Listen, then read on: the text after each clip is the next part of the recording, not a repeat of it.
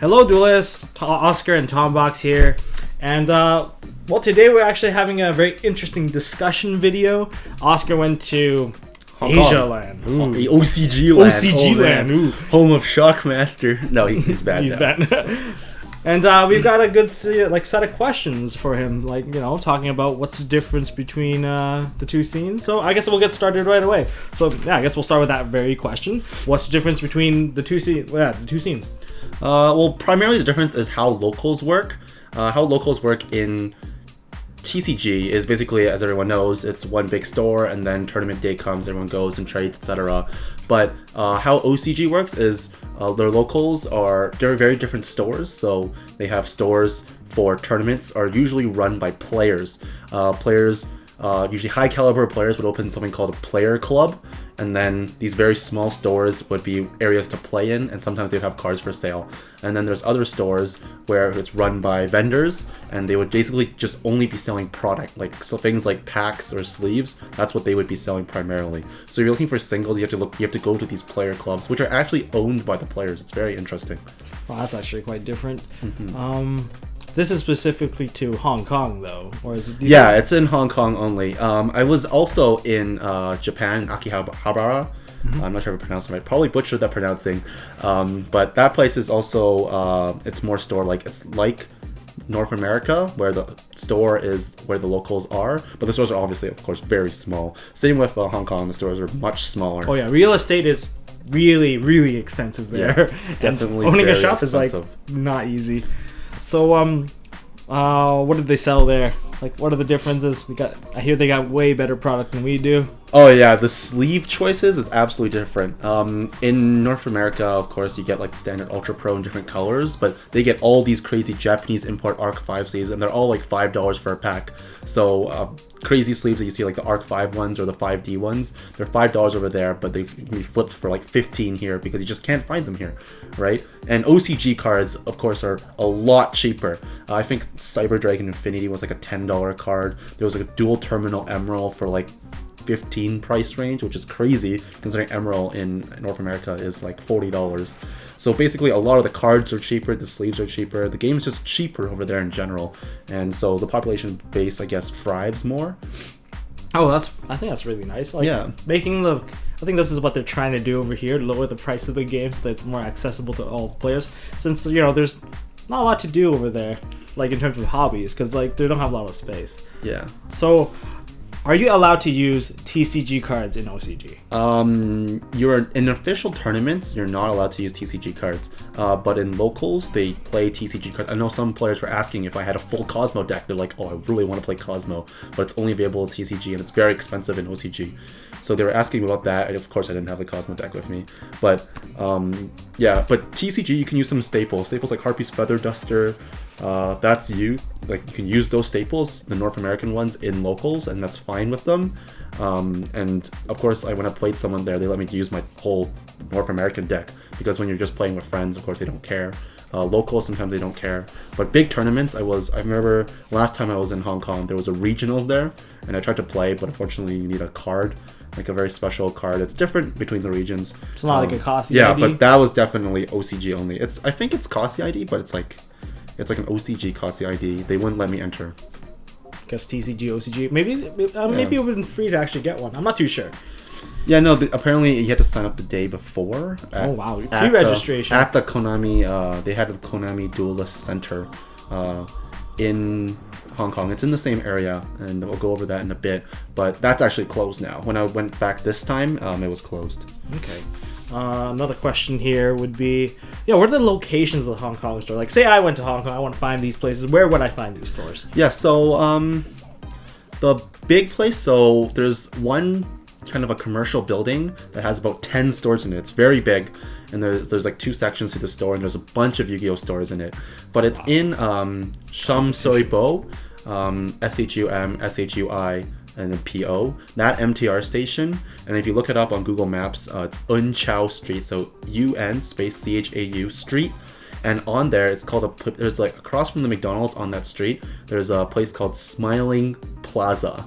And I know it looks a little shady. When you walk in, it's a little shady. Smiling Plaza, that's a little shady. Yeah, but if you go good. up the stairs, there's a bunch of stores, and you'll see there's, especially on Saturday, there's players everywhere, and it's really interesting how like that area works because it's kind of like a hobby pavilion. So during Saturdays, there'll be like tables set up all along like the hallways, and they just be playing in the hallways because obviously the stores are so small that there's no room to play in. Oh, I thought this was like outdoors and cards. People like playing outdoors in the hot sun. Like, no, it gets really hot in Hong Kong if you didn't know. It gets to somewhere like 32 degrees of 100% humidity. It's absolutely insane. It's pretty bad. Okay, so did you play yourself in any tournaments? I didn't get a chance to because I was only there for 2 weeks this time. I tried to play in a tournament last time I was back, but I did manage to play like just some fun games with the local players. Fortunately, none of them recognized me, so it was a little weird. I had this MST.TV mat, but they were just like, "Oh, what is this? What is this?" And Trash mat. Very few of them spoke like very good English, so it was really hard for me to like promote. So yeah, that was interesting. Practice your Chinese. My Cantonese is fine. My Cantonese is fine. Well, okay. So you were there for some of the tournaments. You watched some of these tournaments. So what was the scene like? What are the players like? Do you feel like they're more toxic? Do you think they have like an elitist mindset? Like what was like the overall atmosphere? No, definitely in Hong Kong the atmosphere felt more casual, simply because the area doesn't have as many players. Hong Kong is a very populated density area, but it's like the player base is not a very big player base by itself. There are some very good competitive players that play in the OCG region. They have to travel to places like Singapore or Japan to play in very big tournaments. But Hong Kong itself doesn't have a very, very big scene. Even the regionals that I saw was only around 100-something players. Which is really weird considering the population density is so high. It's like the size of where we live. Yeah, basically. but so obviously if there's not as many players, it doesn't get as competitive. So the locals area was it felt very casual. You know, I saw some players playing Synchrons. I saw players playing Light Sworn with Minerva. It was really hilarious because I was like, oh my god, it's Minerva, and then I realized it's just super rare that everyone easy can get. peasy access. Yeah, I bought some of those, so it was pretty cool. Okay, so moving, like, you know, to follow up on this question, what decks were they playing? Yeah, so Synchrons, I saw Draco like, Pals. Say like the most competitive decks. What Draco Pals. Draco Pals was the ridiculous deck. Oh, like, Monarchs. Like Monarchs was like a big thing too. Yeah, Quantum Monarchs was pretty big. Actually, I saw a lot of Necros players are still on that train. Pretty happy about that. I managed to actually purchase an entire OCG Necros deck. It looks really cool. There will be pictures in the description. So, aside from that difference, is there a difference in like the player demographic, like how old are the players, like male-female ratios? Yeah, so I went there twice this time. One time was during a weekday after school, and after school you get a lot of kids who get off school and they, instead of studying, they just go. If you didn't know, their parents would be proud. Yeah, if you didn't know, in Hong Kong, it's kind of like the opposite. If you're playing card games or you're going to arcades, it's like the more rebellious, kind of like the rebellious people. They like to go to arcades and stuff. Arcades is like a very rebellious thing. You don't like if you're a child in Hong Kong and you're getting off school and you're going to arcade, it's like not a good sign. Parents, like, that's not the thing the parent wants you to do. Step 1 to becoming a NEET. Yeah, so so actually, like, during weekdays there's a lot of people like that, a lot of kids and like teenagers.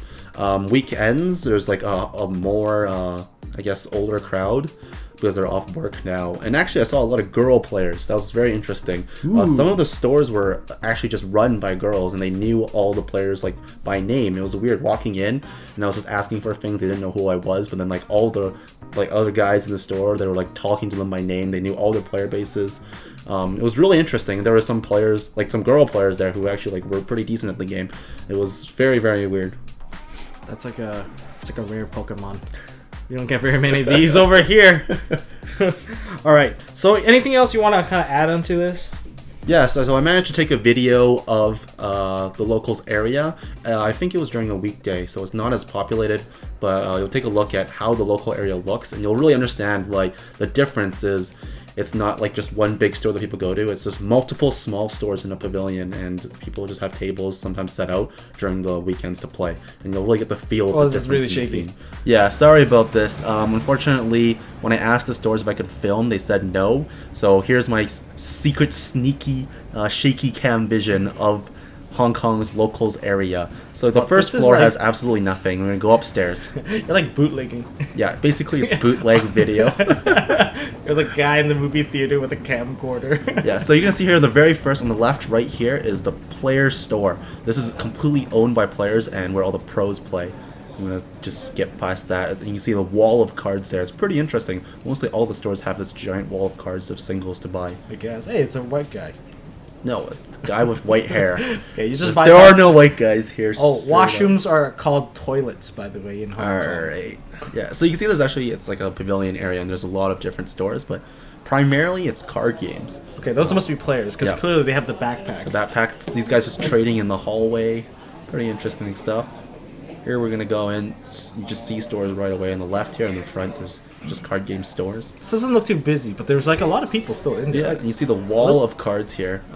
This is a store that's, you see, pretty standard. There's Holy two tables. crap. Only 2 tables for people to play. Of course, during Saturday, during locals time, they'll put the tables outside. Is it like much more crowded? Yeah, Oh, do they have like one giant tournament on the entire floor? Yeah, like, no, I don't think it's one giant tournament. Like, each store plays their own Oh, like tournament. I scoop in this one, go to the next one. Probably like that. Yeah, you can see, I know, there's a good example right there where, like, the store in front just has a table out there where the players play. And, yeah, that store had a lot of sleeve selection. I'm not going to go into that, but... Oh. Another very standard store on the right there. There's a female player. They didn't see me. Yeah, actually, yeah, female player is pretty common over there, as I said. He just said, like, come on, it's $10. It's the deal. Oh, you can see my reflection here. We're gonna go through here. This hallway doesn't have many stores. Like for the cards on the wall, there's one like, on the right. Like, do you see like a lot of OCG stuff? Like, there's a blazing mirror for some Yeah, there. there's mostly all OCG. The North American cards are actually pretty well priced, and I bought some sleeves from that store earlier on. It's a YMCA. Yeah, the bootleg YMCA. The It's bootleg definitely YMCA. closed. Hey, YMCA is international. Yeah, here's another like kind of hobby store. It's a fishing store. Pretty interesting stuff. The But the restaurant's store on the up ahead, left. this top left side store, I spent almost 1,000 HKD here. So that's like about $200. Yeah, about 200 Canadian. Oh, that kid's pissed. He just There's like a punched lot the of machine. sleeves and a lot of singles here. You can see the massive selection of sleeves. Oh man, I want to. You guys can pause the video if you want to try to get a clearer view of it. But that's a lot of selection. Like a lot of the. I don't like how they come in like 55 card packs. Yeah. It's kind of awkward. And now look Oh at my this. god, all those blue eyes is even a little The statue original too. Bandai Blue Eyes. Bandai blue eyes. Oh my, look at this. Okay. And of course, There's an ulti bliss. Oh, that Harakthi. the creator of Light. There's not very many of those. That's the 1,000 USD dollar card. It's just sitting there. It's USD. very interesting. Yeah, I asked how much it was. I think I said 10,000 HKD. Oh And man, that you guys was way should look too it up much how for you me. actually get that card. But that's pretty amazing. I wouldn't really put it in display if it was like that. I don't know. I guess it's pretty safe. I guess. Yeah, Oh man, Hong I think Kong's they a saw very you. safer. They saw you, man. They're Yeah, that packing guy up. saw me. He's packing up. The store on the right is literally just kind of like a storage area for the store on the left. It's just full of boxes. It's really funny. I'm actually kind of amazed of how much competition there is in like one area. Yeah, like, you can see it. Like, you know how we have stores and it's like, oh, you gotta go to like another city for another store. This one's like, yeah, you come here, you better be ready to compete This with is your by far the competitors. biggest store area I saw, and I asked some players, this is the biggest one. There's like almost 12 stores in this one area. It's insane. This is one floor. Yeah. Literally, if you want Yu-Gi-Oh cards, it's just here. And just go here. Some Shui Bo MTR station, Unsha Street, look up Smiling Plaza, and you'll see it. More duelists. Yeah, there's actually a really big sign out in the street that says you. So I think I'm going to go back down now. That's all the stores for me to see. That store just sells sleeves. So this is like that staircase that we saw earlier when you got in. Yep. So, and this stairway looks kind of sketched. Like, look at those corners. No, actually, this is in an older part of Hong Kong. Pretty interesting, though, because older parts, obviously, less touristy. Shui Bo actually is a very touristy area once you leave the MTR station, but outside is a very I guess, local area. So what time? What time was it? Like when you took this video? Like, It was around 5 p.m. 5 after p.m.? school So time. after school time. Yeah. So there's still quite a few people. Yeah, so we're gonna come out to Unshaw Street here, and the video is gonna cut. You can see a McDonald's on the left for kind Where's of like a McDonald's? landmark. The very left here, you'll catch it at the very corner, and that's it. I don't see the McDonald's. It's on the top left corner. All right, thank you so much, Oscar, for like sharing like all this detail about like the OCG scene. Not a lot of us get to like fly across the world to like play Yu-Gi-Oh and see stuff like this. If you guys like this video, obviously give us a thumbs up. If you want to see more like this, make sure you subscribe. And as always, don't forget to hold on to your MST.TV. .TV.